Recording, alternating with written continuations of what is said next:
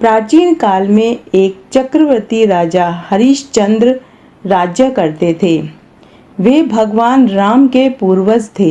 एक बार विश्वामित्र राजा हरिश्चंद्र के स्वप्न में उनसे उनका पूरा राजपाट मांग लेते हैं। राजा हरिश्चंद्र ने स्वप्न में ही अपना पूरा राजपाट उन्हें दे दिया। सुबह जब राजा हरिश्चंद्र सोकर उठे तो उन्होंने अपने स्वप्न वाली बात रानी को बताई। तभी वहां विश्वामित्र भी प्रकट हो गए। उन्होंने आते ही कहा कि अपना वचन पूरा करो। तब राजा ने कहा कि मैंने तो अपना पूरा राजपाट आपको स्वप्न में ही दे दिया है। तब विश्वामित्र ने कहा कि दान के बाद दक्षिणा भी दी जाती है। तब राजा ने कहा कि मैं अपने आप को बेचकर आपको दक्षिणा दे दूंगा। तब राजा अपनी पत्नी शव्या और पुत्र रोहिताशु को लेकर चल पड़े। तब उन्होंने अपने आप को बेचकर जो धन मिला वो धन उन्होंने विश्वामित्र को दक्षिणा के रूप में दे दिया। लेकिन विश्वामित्र ने उनसे और दक्षिणा मांगी। तब उन्होंने अपनी पत्नी को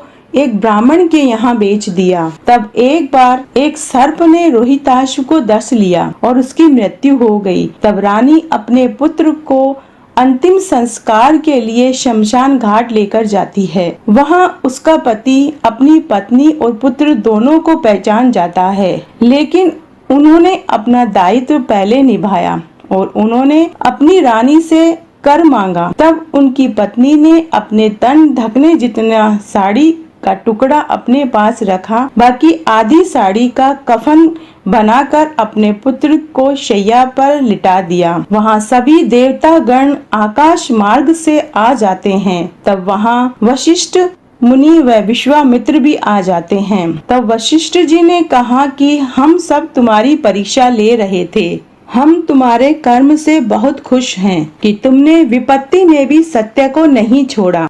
तब उन्होंने कहा कि तुमने अजा एकादशी नहीं की, इसीलिए तुम्हें यह दुख भोगना पड़ा है। आज से 7 दिन बाद अजा एकादशी आने वाली है। तुम परिवार सहित उस एकादशी को करना, सब ठीक हो जाएगा। तभी उनका पुत्र रोहिताश्वी जीवित हो गया। तब राजा रानी ने अपने पुत्र सहित भादवा के कृष्ण पक्ष की अजा एकादशी का व्रत पूरे विधि विधान के साथ किया और रात्रि जागरण भी किया। इससे उनके समस्त पाप नष्ट हो गए और इस जीवन का सुख भोग कर अंत समय में स्वर्ग को प्राप्त हुए।